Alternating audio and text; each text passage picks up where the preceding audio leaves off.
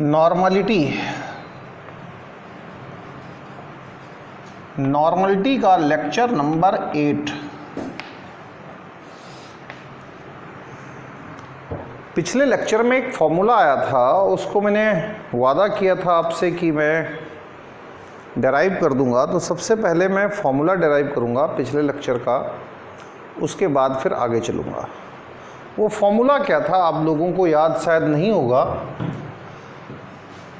वो फॉर्मूला था relation between normality, percentage weight by weight and equivalent weight of solute. जो formula बनके तैयार हुआ था वो फॉर्मूला कुछ इस तरह से तैयार हुआ था, normality is equal to X into D into 10 upon E ये फॉर्मूला तैयार हुआ था। एक्स जो था इसमें वो परसेंटेज वेट बाय वेट था, डी ये डेंसिटी ऑफ सॉल्यूशन थी, डेंसिटी ऑफ सॉल्यूशन, और ई आप पता ही आपको बार बार जानते हो वो equivalent weight of solute. Equivalent weight of solute actually जो बी है वो सोल्यूट के लिए यूज होता है। अब ये फॉर्मूला था, हमें इसका डेरिवेशन समझना पड़ेगा कि इसका डेरिवेशन क्या है। हमने एक सॉल्यूशन लिया, ये एक सॉल्यूशन है, और इस सॉल्यूशन कि सबसे पहले हमने जो एज्यूम किया है वो डेंसिटी ऑफ सॉल्यूशन लिया है। ये डेंसिटी ऑफ सॉल्यूशन हमने इसे कंसीडर किया डी ग्राम पर ml। यूनिट भी ध्यान रखिए, डी ग्राम पर ml। वॉल्यूम ऑफ सॉल्यूशन जो ये भरा हुआ है सब कुछ, वॉल्यूम ऑफ सॉल्यूशन ये हमने Vs मिलीलीटर ले लिया। इसमें जो परसेंटेज वेट बाय वेट है इसको बताऊंगा मैं आपको। परसेंटेज वेट बाय वेट है ये मैंने एज्यूम किया ये x% है। चलिए इसी पर काम करना शुरू करो आप। तो हमें डेरिवेशन फॉर्मूलेट करना है।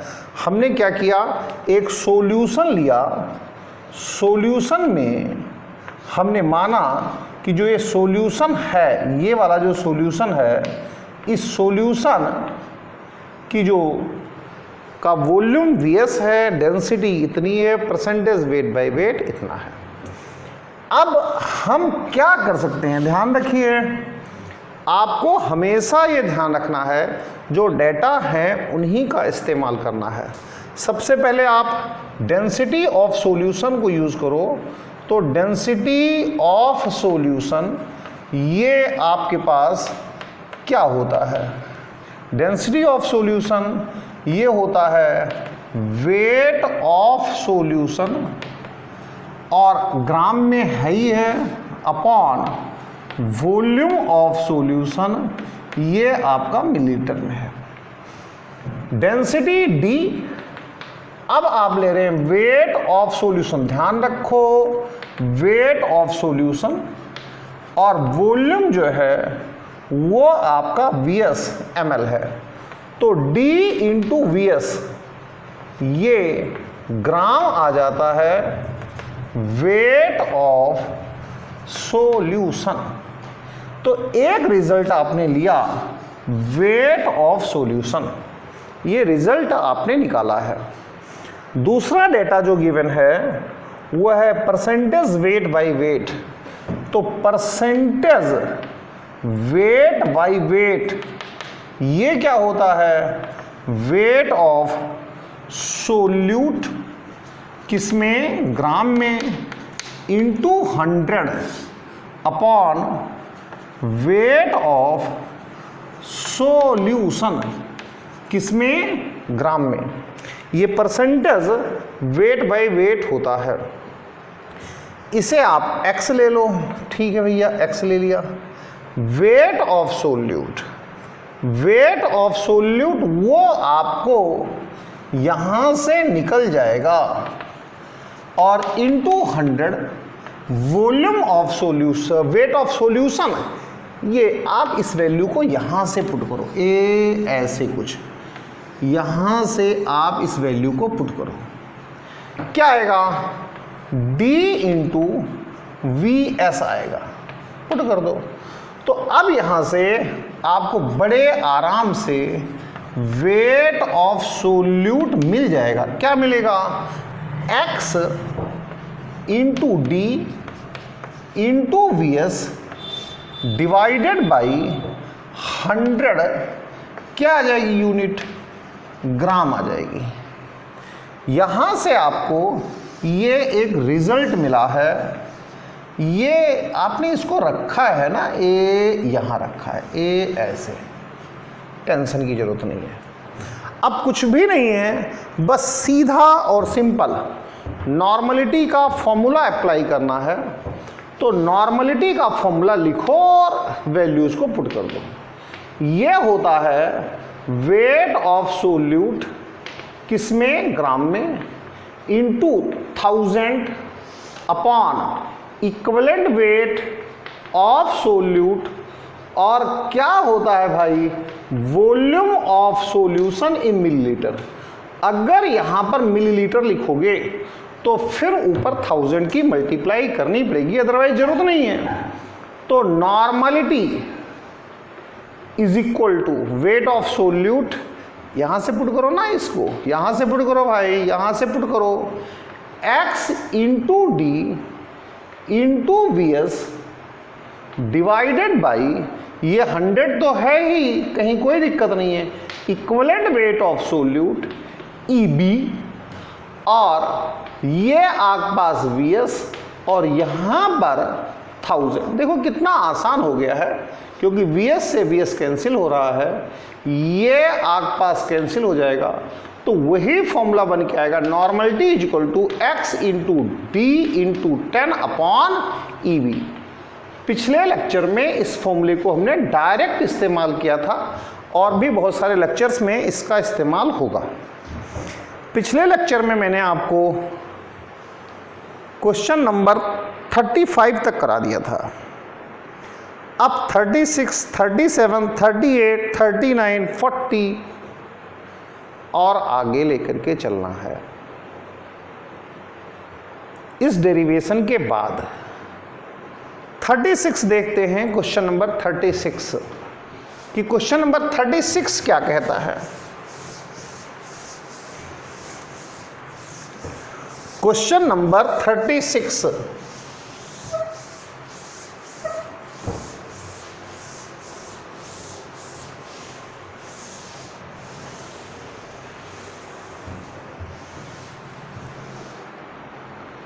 क्वेश्चन नंबर 36 इस पर चलते हैं। 0.62 gram of Na2CO3.10H2O is added to 100 ml of 0.1 NH2SO4. What will be the nature of solution? Acidic, basic or neutral?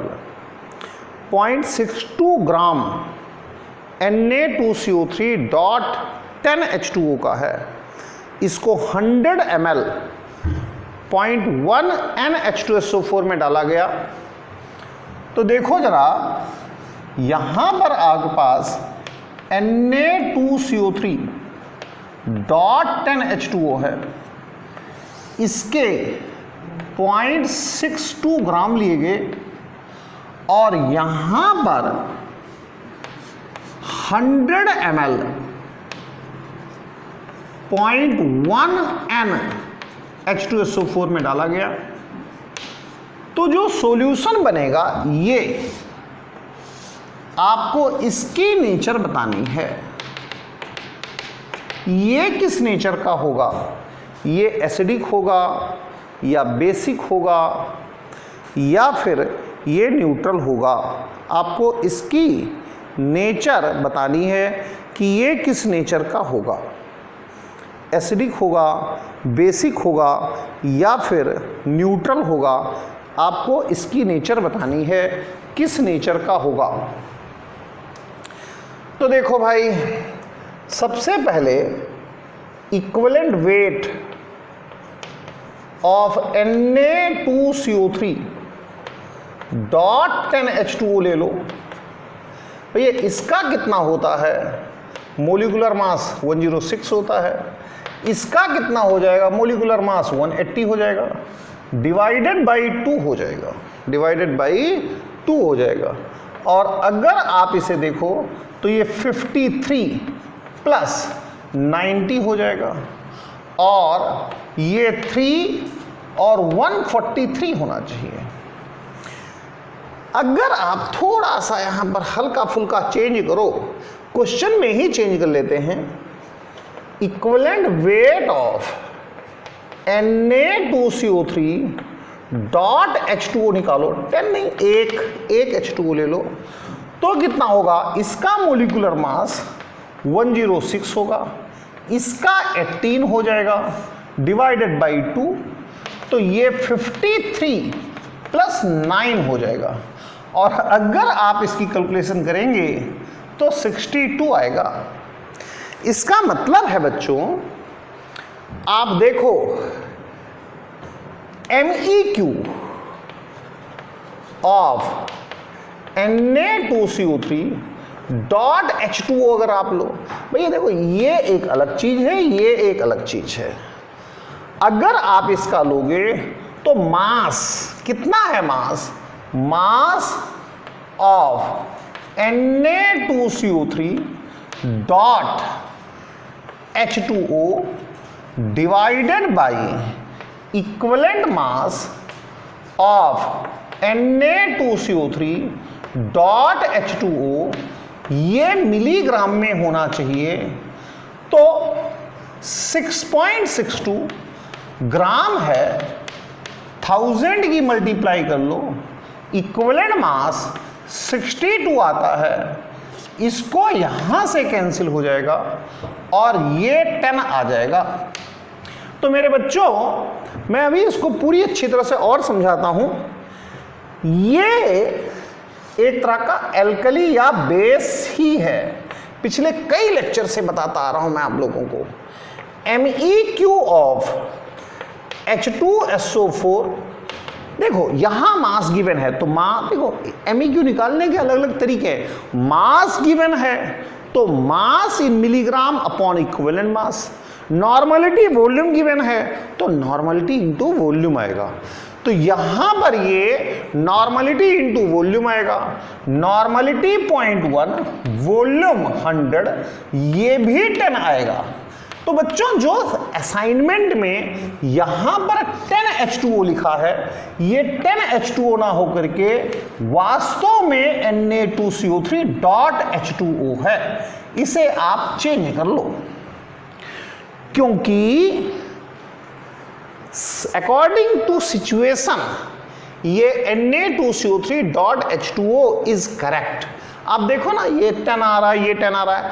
और अगर एसिड और बेस दोनों के MEQ इक्वल आ रहे हैं, MEQ of Na2CO3 dot H2O जो कि एक एल्कली है, ये is equal to MEQ of H2SO4 जो कि एक एसिड है। अगर ऐसा है तो फिर सॉल्यूशन न्यूट्रल होगा। ये बता रहा है कि सॉल्यूशन न्यूट्रल है, ये ना तो एसिडिक है ना बेसिक है। तो आप अपने असाइनमेंट में Na2CO3 डॉट 10H2O की जगह पर Na2CO3 डॉट H2O करिए। 10 डेकाहाइड्रेट को हटा करके मोनोहाइड्रेट करो, चेंज कर लो। ये अगर आप Na2CO3 डॉट 10H2O लिखते हैं तो फिर इसका नाम होता है Deka hydrated sodium carbonate, Deka hydrated sodium carbonate. और अगर Na2CO3.H2O लिखा रहता है तो इसका मतलब होता है मोनो हाइड्रेटेड सोडियम कार्बोनेट। दोनों में फर्क है, सोडियम कार्बोनेट। तो बच्चों असाइनमेंट में थोड़ा सा चेंज कर लो। ये आपके पास क्वेश्चन नंबर 36 फिनिश हो गया। 37 एक बहुत अच्छा क्वेश्चन है, ये पास्ट ईयर आईआईटी में आ चुका है और बहुत ही बढ़िया क्वेश्चन है। क्या है 37? 1 litre N/2HCl lost 2.675 gram HCl on heating and the volume reduced to 750 ml. Calculate normality of resulting solution and milli equivalents in original 100 milliliter HCl solution। बहुत ही बढ़िया क्वेश्चन है, बहुत अच्छा क्वेश्चन है। 1 लीटर N/2HCl को हमने लिया, 37 स्टार्ट कर दिया है मैंने।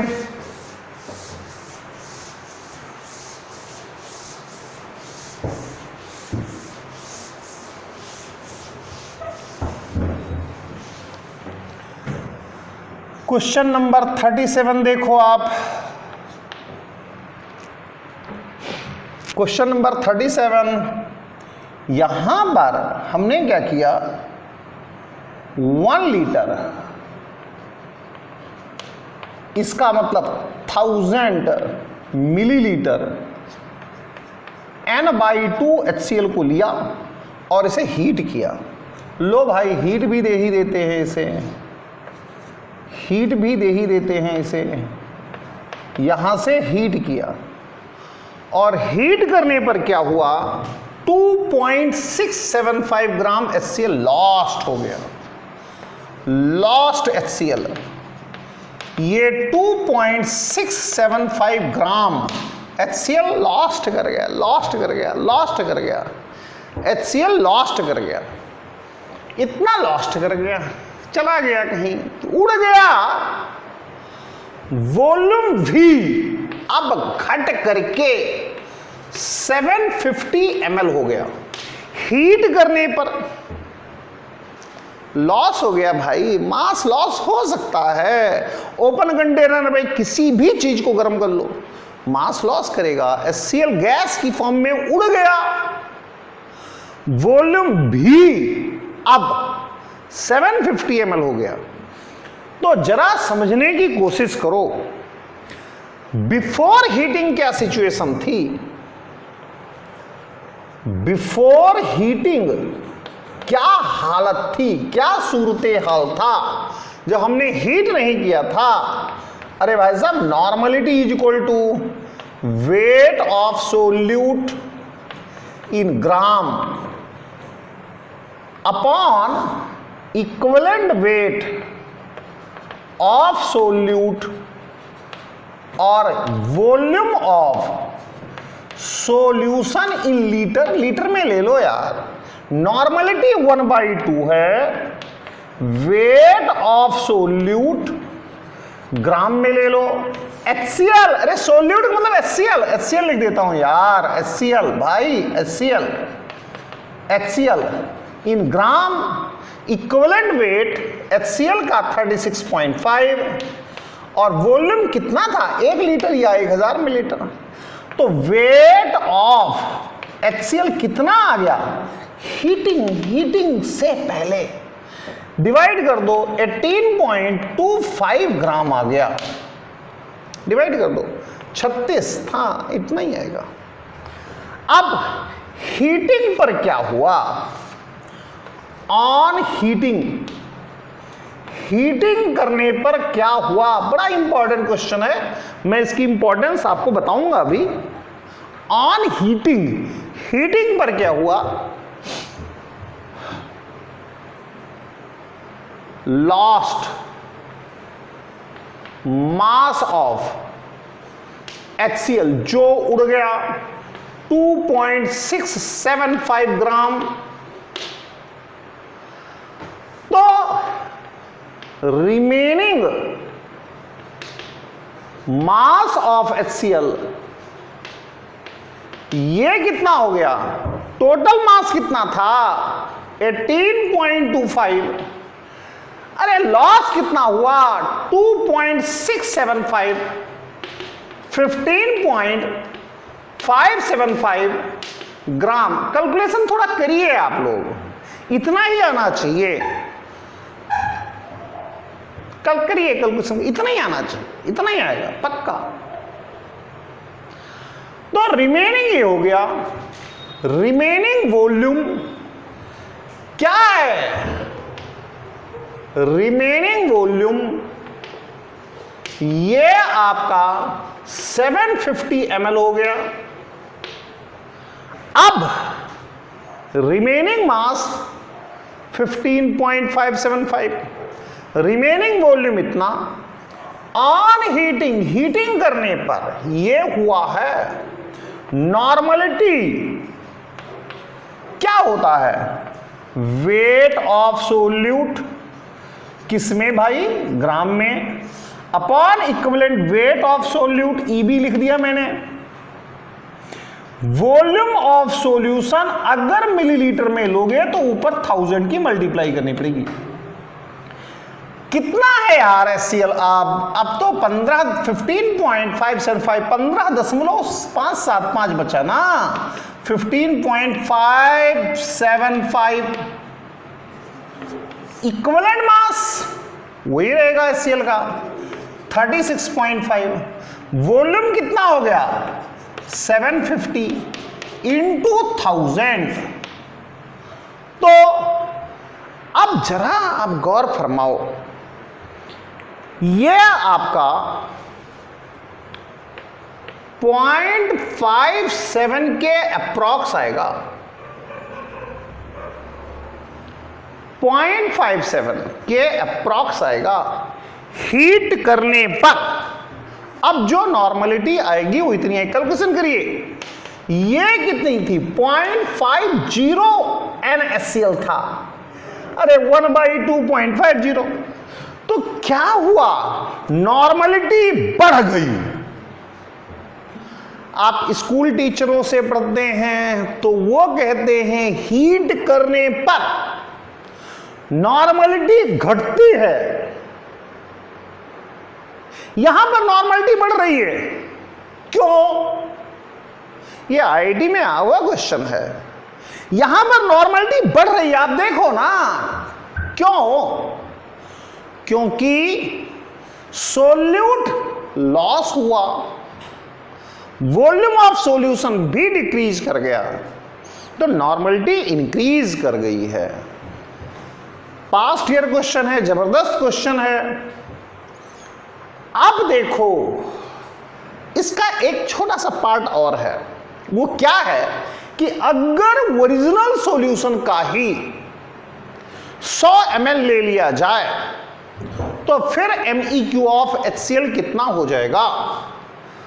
अगर ओरिजिनल सॉल्यूशन का ही 100 ml ले लिया जाए, अगर ओरिजिनल सॉल्यूशन का ही, अगला पार्ट है। अगला पार्ट क्या कहता है कि if 100 ml original solution N/2 HCl लिया जाए, ओरिजिनल सॉल्यूशन अगर लिया जाए तो फिर MEQ क्या हो जाएगा? ये इजी था। MEQ is equal to normality into volume in millilitre. Normality 1/2 into volume. अगर 100 लिया जाए, अब 1000 से कोई मतलब नहीं है, ये अगली बात है। तो ये 50 आ गया। तो दोनों क्वेश्चंस हो गए। बहुत अच्छा क्वेश्चन है और RC मुखर्जी की किताब में, बुक में भी है। नंबर मुझे एग्जैक्टली याद नहीं है, लेकिन आप ढूंढिए RC मुखर्जी, मिल जाएगा। क्वेश्चन नंबर 38 पर चलते हैं। 38 क्या कहता है? How many millilitre 0.5 MnKMnO4 would be required to oxidize dilute solution of 2 gram of ferrous sulfate? 2 gram ferrous sulphate है, 0.05 MnKMnO4 है, एसिडिक मीडियम में क्या हो पाएगा? 38 पर चलिए, 38 पर चलिए।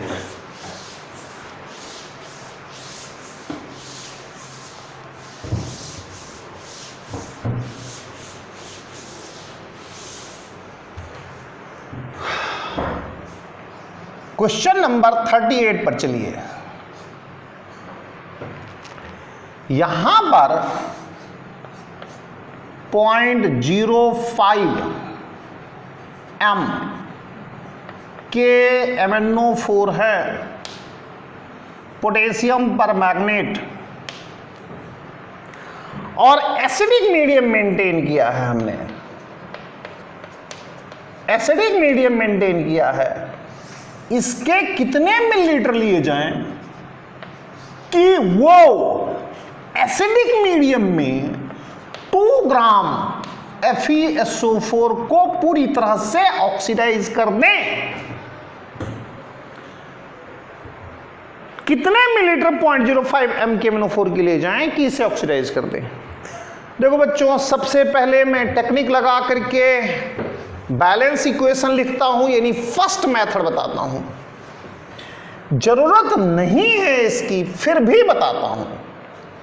मैं टेक्निक लगाता हूं, इसके वीडियो टेक्निक के खूब इसी मेरे YouTube चैनल पर मैंने बनाकर बहुत पहले डाल दिए हैं, नहीं पढ़ते लोग, मैं क्या करूं। और टेक्निक लगाता हूं for balance equation. Balance equation के लिए मैं लगाता हूं, आप इसके वीडियो को खूब देखो तभी पता चलेगा आपको। 2KMnO4 प्लस 3H2SO4 ये बनाएगा K2SO4 plus 2MnSO4 plus 3H2O plus 5O। ये तो मीडियम को एसिडिक बनाने के लिए है। 2FeSO4 plus H2SO4 plus O ये प्रोड्यूस कर रहा है Fe2SO4 whole thrice plus H2O। 5 की मल्टीप्लाई करें तो O से O कैंसिल आउट हो जाएगा, और अब आप इसे ऐड कर दो, आ जाएगा 2KMnO4 plus 10FeSO4 plus 8H2SO4 ये प्रोड्यूस करेगा K2SO4 plus 2MnSO4 plus 5 Fe2SO4 whole thrice plus 8H2O। ये आ गई बैलेंस इक्वेशन आ गई। अगर मेरे बच्चों इसमें और इसमें आप इन दोनों में लॉ ऑफ स्टोशियोमेट्री अप्लाई कर दो, या स्टोकियोमेट्री या स्टोशियोमेट्री जो कहना चाहो कह लो। मैंने इसका लॉ पूरा दिया है, वीडियो में अवेलेबल है भाई। तो क्या हो जाएगा 1/2 इंटू मोल्स ऑफ के, मिलीमोल्स कर लेते हैं, चलो मिलीमोल्स कर लो, millimoles of KMnO4 is equal to 1/10 into millimoles of FeSO4, जिसका मास गिवन है उसके लिए लगेगा मास अपॉन मोलिक्यूलर मास, जिसका वॉल्यूम गिवन है उसके लिए लगेगा मोलारिटी इंटू वॉल्यूम, तो 5 इंटू यहां पर आप मोलारिटी इंटू वॉल्यूम कर दो, 0.05 मोलारिटी है गिवन है, इंटू, अरे यार इस 5 को इधर ले जाओ ना काट करके, इंटू क्या हो जाएगा volume V in millilitre of KMnO4 solution is equal to, इसका मास 2 ग्राम, किसमें, इसे मिलीग्राम में बदल दो भाई क्योंकि यहां मिलीलीटर ले लिया है, upon equivalent mass, molar mass, mole के लिए मोलर मास, इक्विवेलेंट के लिए इक्विवेलेंट मास, Fe के लिए 56 और SO4 के लिए 96, यहां पर V की वैल्यू आ जाएगी, ये 152 आएगा, V की वैल्यू आ जाएगी। ये उस सिचुएशन के लिए है जब आपको बैलेंस इक्वेशन का मैटर पता हो, बड़ा इजी है, कहीं कोई दिक्कत नहीं है, बहुत आसान है। लॉ ऑफ स्टोसियोमेट्री या स्टोकियोमेट्री या स्टोसियोमेट्री में आपको बैलेंसिंग कोएफिशिएंट्स की जरूरत पड़ती है। अब आप इस मेथड को नहीं करना चाहते हैं, मान लो इस फर्स्ट मेथड को आप नहीं करना चाहते हो, आप तो नॉर्मलिटी से ही करना चाहते हो, तो उसका तरीका भी मैं बता देता हूं, सेकंड मेथड भी बता देता हूं, इशू नहीं है, आप नोट कर लीजिए एक बार, सेकंड मेथड में बता रहा हूं। सेकंड मेथड देखो, जहां आपको बैलेंस करने की जरूरत नहीं है, तो थोड़ा बहुत हल्का फुल्का आइडिया आपको होना चाहिए। जब आप इतने बड़े एग्जाम को, आईआईटी को क्रैक करने की कोशिश कर रहे हैं, तो कुछ आइडिया तो देखो होना चाहिए। क्या आइडिया होना चाहिए भाई? सब देखो, KMnO4 चेंज हो रहा है Mn+2 में, ये पता होना चाहिए। Mn की ऑक्सीडेशन स्टेट यहां पर 7 है और यहां पर इसकी ऑक्सीडेशन स्टेट +2 है, तो इस 7 को, इस 7 Mn के लिए बात कर रहा हूं, और इस 2 को बैलेंस करने के लिए यहां पर 5 इलेक्ट्रॉन्स ऐड करने पड़ेंगे। तो रिएक्शन फैक्टर, जिसे कि कुछ लोग N फैक्टर भी कहते हैं, ये 5, कितने इलेक्ट्रॉन पार्टिसिपेट कर रहे हैं? 5। मैंने इक्विवेलेंट मास का जबरदस्त वीडियो डाल रखा है, आप लोग एक बार करो तो सही। अब normality upon molarity is equal to हो जाता है रिएक्शन फैक्टर, रिएक्शन फैक्टर हो जाता है। तो normality of KMnO4, reaction factor 5 है, मोलारिटी ये रही 0.05 है, हो गया, आ गई। ये मैं सेकंड मेथड की बात कर रहा हूं, जहां आप बैलेंस नहीं करना चाहते, तो उस सीन के लिए क्या है ये बता रहा हूं मैं आपको। तो अब देखो बच्चों, आपने नॉर्मलिटी ऑफ KMnO4 निकाली, क्योंकि मोलारिटी गिवन थी, नॉर्मलिटी में चेंज करना जरूरी था। FeSO4 का जो Fe है वो चेंज होता है Fe+3 में। तो अगर आपको यहां पर इस चार्ज को बैलेंस करना है, तो यहां पर एक इलेक्ट्रॉन शो करना ही पड़ेगा। चार्ज बैलेंस करने का मतलब इलेक्ट्रॉन करना पड़ेगा। इसका मतलब यह है कि अब यहां पर जो रिएक्शन फैक्टर आता है वो आपका 1 आता है। Equivalent weight is equal to molar mass upon reaction factor आएगा, और इक्विवेलेंट वेट ऑफ FeSO4, ये मोलर मास, अरे भाई मैं अभी ऐड किया है, करा है, 152 ही आता है, और डिवाइडेड बाई 1 152 आएगा। अब क्वेश्चन को कर लेते हैं भाई साहब। KMnO4 रिएक्शन कर रहा है किससे? FeSO4 के साथ। तो MEQ of KMnO4 is equal to होंगे MEQ ऑफ FeSO4 के। Normality into volume, normality calculation अभी करी है 0.05 इंटू 5, ये नॉर्मलिटी कैलकुलेशन करी है। वॉल्यूम हमें निकालना है, इसका वॉल्यूम मिलीलीटर में, इसका मास 2 ग्राम है, इसको मिलीग्राम में बदलना पड़ेगा अपॉन इक्विवेलेंट मास 152 आ गया। सिचुएशन वही बन के तैयार होगी, चाहे आप लॉ ऑफ स्टोइचियोमेट्री से करें और चाहे आप इसे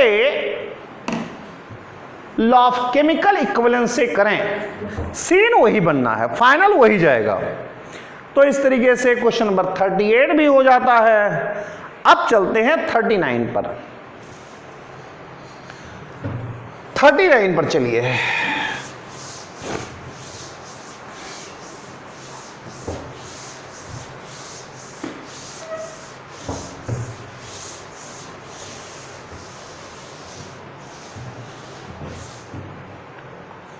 क्वेश्चन नंबर 39 पर चलिए। 38 के 2 पार्ट हैं भाई, 38 के 2 पार्ट हैं, ए और बी। अभी तो ए हुआ है, 38 का बी पार्ट भी करना पड़ेगा। तो 38 का बी पार्ट करते हैं। 38 के 2 पार्ट है, ये 38 का बी पार्ट क्या होता है कि अलग अलग टाइप के क्वेश्चंस को एक साथ रखना चाहिए। जैसे KMnO4 FeSO4 का, KMnO4 ऑक्सीडाइजिंग एजेंट है, FeSO4 रिड्यूसिंग एजेंट है। यहां पर HCl और NaOH का है, HCl एसिड है, NaOH एल्कली है। तो ये अलग अलग टाइप के क्वेश्चंस हैं, इनको एक साथ रखना चाहिए, बस इसीलिए रखा गया, बी पार्ट बनाया गया है। 100 ml solution of 0.1 NaCl was titrated with 0.2 NaOH। 100 ml 0.1 NaCl को टाइट्रेट किया गया 0.2 NaOH के साथ, यानी कि यहां पर 0.1 NaCl लिया गया और इसके 100 ml निकाले गए और फिर यहां पर NaOH लिया गया। ये NaOH के कुछ ml डाले गए होंगे, देखते हैं क्या डाले गए हैं। 100 ml solution of 0.1 NaCl was titrated with 0.2 NaOH solution. The titration was discontinued after adding 30 ml of NaOH। 30 ml डाला गया और ये कितना था? 0.2 N था, 0.2 N, 30 ml डाला गया। आगे क्या कह रहा है? The remaining titration was completed by adding 0.25 NaOH। अब एक और भी चीज है, 0.25 NaOH भी है, 0.25 NaOH भी ले रखा है। इसके कुछ मिलीलीटर को डाला गया, कंसीडर करो V मिलीलीटर को डाला गया, तो हमें V की वैल्यू कैलकुलेट करनी है। अब देखो भाई, ये थोड़ा सा आसान पड़ जाता है क्योंकि इसमें कोई बीच में डाइल्यूशन वगैरह नहीं कराया है। ऐसा नहीं किया है कि इन दोनों की रिएक्शन के बाद कहीं डाइल्यूशन को किया गया है, तो डाइल्यूशन नहीं है, इसलिए थोड़ा सा इजी पड़ जाएगा। कहोगे तो मैं 2 तरीके से बता दूंगा। ये इस तरह के क्वेश्चन मैंने पहले भी डिस्कस किए हैं, फिर भी चलिए कोई बात नहीं। फर्स्ट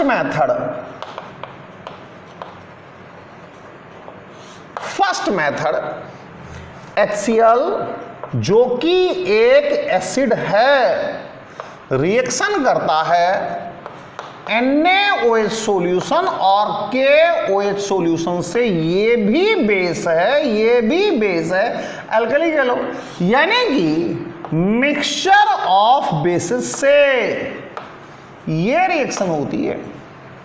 तो आप कह सकते हो MEQ of HCl is equal to MEQ of NaOH plus MEQ of KOH। कोई तकलीफ नहीं है, ये 100 इंटू 0.1 नॉर्मलिटी इंटू वॉल्यूम, इसकी भी नॉर्मलिटी इंटू वॉल्यूम प्लस यहां पर नॉर्मलिटी इंटू वॉल्यूम। बड़े ही प्यार से आप V की वैल्यू को कैलकुलेट कर सकते हैं, आ जाएगी, कहीं कोई दिक्कत नहीं है। सेकंड मेथड में क्या करना होता है, सेकंड मेथड बता ही देता हूं क्योंकि इतनी मेहनत हो गई, थोड़ी और सही है। HCl रिएक्शन तो करता है NaOH से, बट नॉट कंप्लीटली, ये जो NaOH है ये एक्सेस है, ये आपका लिमिटिंग है।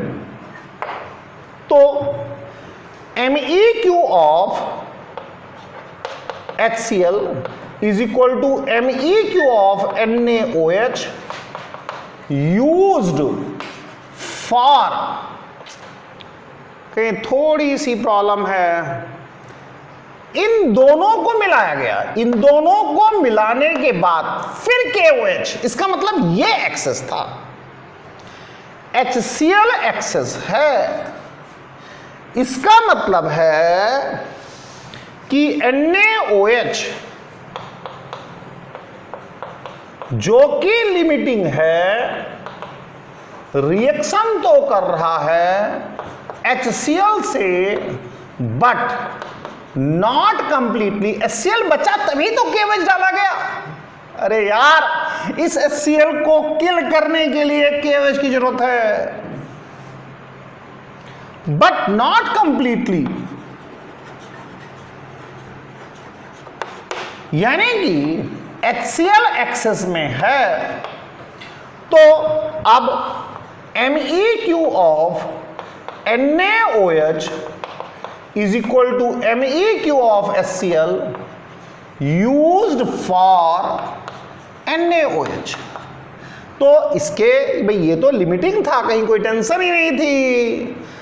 30 into 0.2 is equal to MEQ of HCl used for NaOH। तो total MEQ of HCl total कितने थे, वही नॉर्मलिटी इंटू वॉल्यूम, यानी 100 इंटू 0.1, ये 10 हो गए, कहीं कोई दिक्कत नहीं है। रिमेनिंग जो बच गया MEQ ऑफ HCl, रिमेनिंग जो बच गया, जो आपका बच गया, कितना टोटल 10 था, इस्तेमाल कितना हुआ 6 हो गया, 4 बच गया।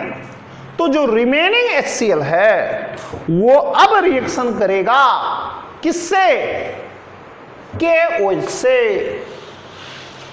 तो जो रिमेनिंग HCl है वो रिएक्शन कर रहा है KOH से। तो MEQ या remaining MEQ of remaining, REM का मतलब remaining HCl is equal to MEQ of KOH। तो रिमेनिंग HCl कितना है, 4 है, KOH कितना है, 0.25 इंटू V है। करिए, बड़ा आसान हो गया, कहीं कोई दिक्कत नहीं है। 400 बटे ये 400 हो जाएगा ना, 25 इज इक्वल टू V आ गया। तो सेकंड मेथड कोई यहां पर रिलेवेंसी नहीं रखता है, लेकिन बताया इसलिए जाता है क्योंकि जब कहीं पर बीच में डाइल्यूशन करा जाता है तब इस मेथड की काफी ज्यादा जरूरत पड़ती है। चलिए 39 पर चलते हैं। 39 क्या कहता है,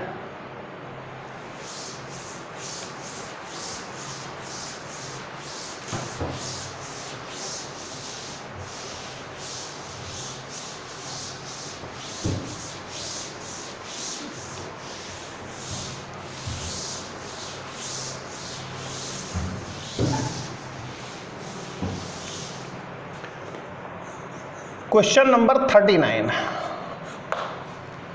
क्वेश्चन नंबर 39 क्या कहता है? 0.45 gram of anhydrous oxalic acid requires 50 ml 0.2 NKMnO4.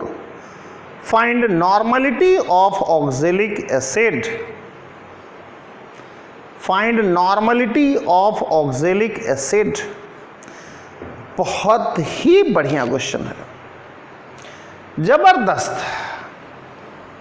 देखिए 0.45 बहुत बढ़िया क्वेश्चन है। ग्राम H2C2O4 है, ये आपके पास एनहाइड्रस ऑक्जेलिक एसिड है, इसको ये न्यूट्रलाइज करता है। किसे न्यूट्रलाइज करता है? ये न्यूट्रलाइज करता है 50 ml 0.2 NKMnO4।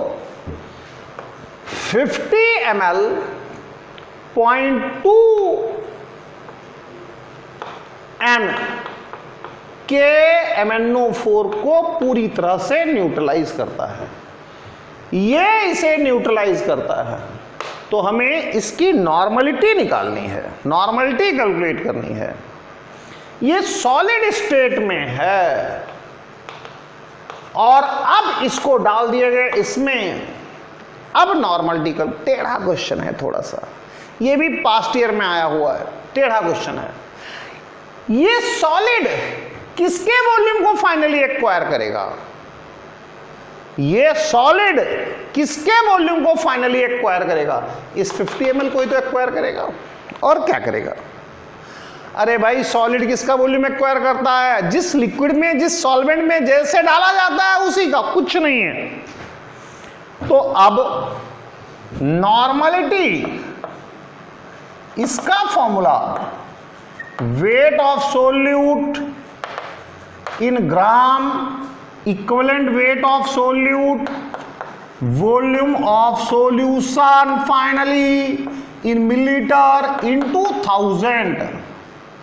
तो normality of oxalic acid solution जो बनेगा, वेट कितना है?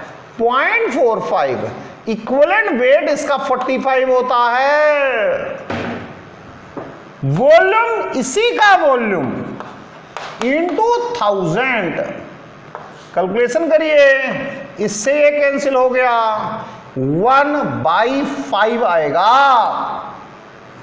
ध्यान दीजिए अच्छी तरीके से, किसी सॉलिड को जिस भी सॉल्यूशन में डाला जाता है उसी के वॉल्यूम को एक्वायर करता है। सारे क्वेश्चन कहीं ना कहीं आए हुए हैं। अगला question, a solution was prepared by transferring 0.661 gram K2CR2O7 to 250 ml flask and adding water to the mark. 0.661 gram K2CR2O7 को 250 मिलीलीटर पानी में डाल करके सॉल्यूशन बनाया गया। ये क्वेश्चन नंबर 40 है, 40 पर चल रहे हैं। क्वेश्चन नंबर 40, यहां पर सॉलिड K2CR2O7 है, ध्यान रखिए, सॉलिड K2CR2O7 है। इस सॉलिड K2CR2O7 को लिया, 0.661 ग्राम को उठाया और 0.661 ग्राम को लेकर के 250 मिलीलीटर पानी में डाल करके सॉल्यूशन बना लिया। ये वाटर में डाल करके सॉल्यूशन बना लिया।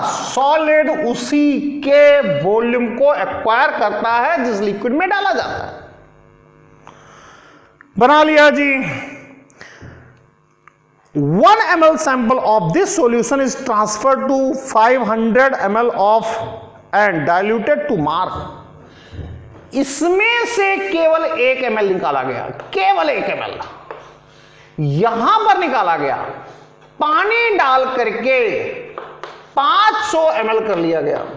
बहुत जबरदस्त क्वेश्चन है। 500 ml कर लिया गया।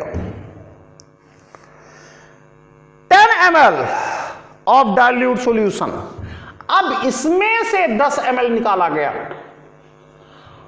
और अब यहां 10 ml लेकर के फिर दोबारा से पानी डाल करके 250 ml कर लिया गया। फिर पानी डाला गया और इसे 250 ml तक कर लिया। अब हमें कैलकुलेट क्या करना है? हमें कैलकुलेट करना है what is the final concentration of K2Cr2O7 solution. Final concentration कितनी है? What mass of K2Cr2O7 is present in the final solution. इसमें कितना मास K2Cr2O7 है? यह क्वेश्चन भी आया हुआ है। देखिए कैसे होगा क्वेश्चन। आप देखो, समझने की कोशिश करो। सबसे पहले आप इसमें मोलर मास ऑफ K2Cr2O7 निकाल लो। वैसे बिना मोलर मास के भी हो सकता है, कहीं कोई दिक्कत नहीं है। बिना मोलर मास के भी हो सकता है कि दिक्कत नहीं है। 250 ml में कितना है भाई? लेकिन मोलर मास से थोड़ा इजी हो जाएगा, निकाल लेते हैं। Molar mass of K2Cr2O7 2 × 39 plus 2 into I think इसका 52 होता है, हाँ, प्लस 7 × 16।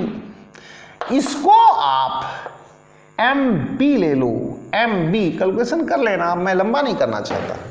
MB ले लो, मोलर मास ऑफ, या फिर आप इसे X ले लो ना, X ले लो, X ले लो, ठीक है जी। अब यहां पर मोलारिटी या नॉर्मलिटी जो कुछ है कितना आ जाएगी? मोलारिटी का फॉर्मूला होता है wait of solute in gram upon molar mass of solute into volume of solution in millilitre into 1000।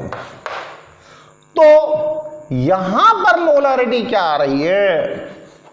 यहां मोलारिटी आ रही है भाई साहब, wait of solute 0.661, molar mass X ले लिया, वॉल्यूम 250 इंटू 1000, ये कैंसिल होकर के 4 आ गया।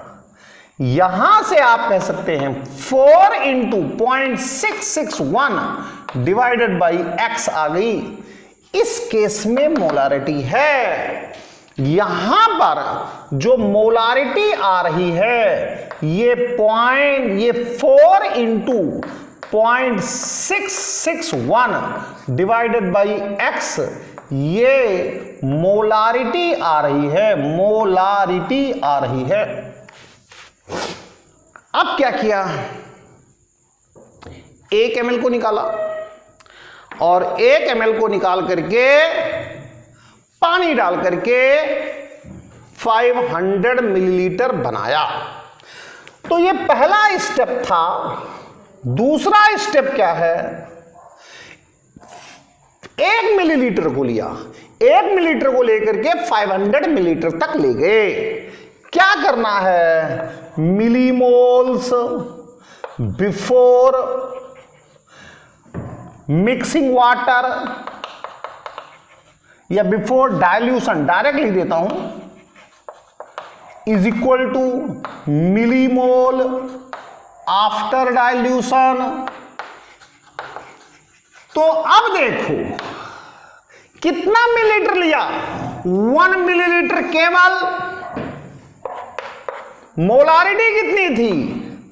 4 into 0.661 divided by X is equal to millimoles after dilution. कितना वॉल्यूम हो गया? 500 into molarity of dilute solution, molarity of dilute solution.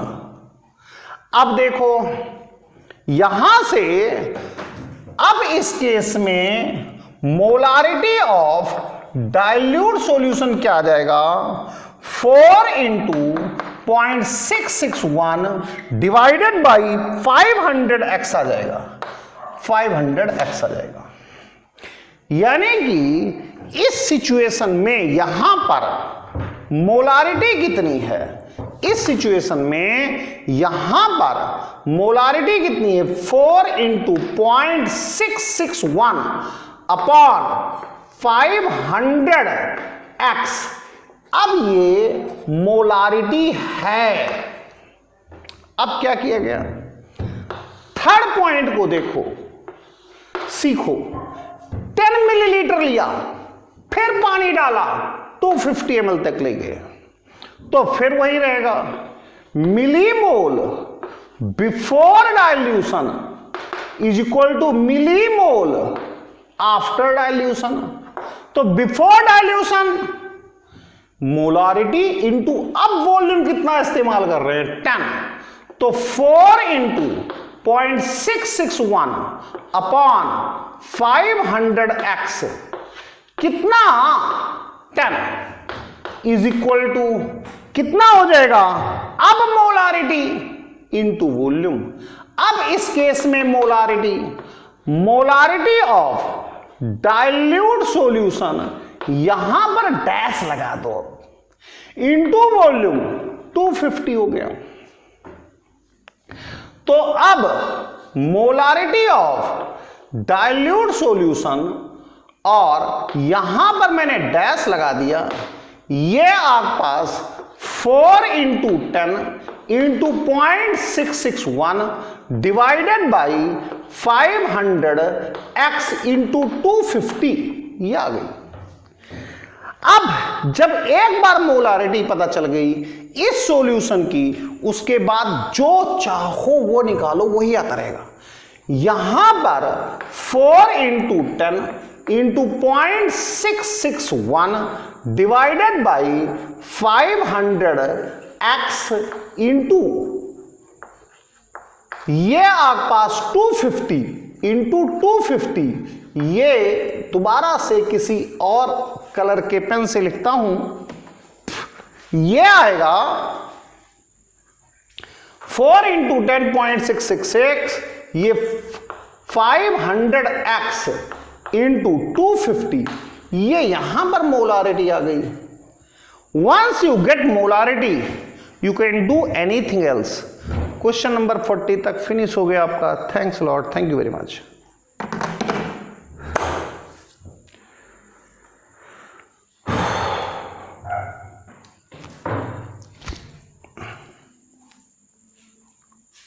उदय बेटा देखिए, फोन बंद हो गया था, कहां तक मेहनत काम आई कुछ नहीं पता। क्यों बंद हुआ, कैसे बंद हुआ, ये तो god knows. Unfortunately open camera has stopped.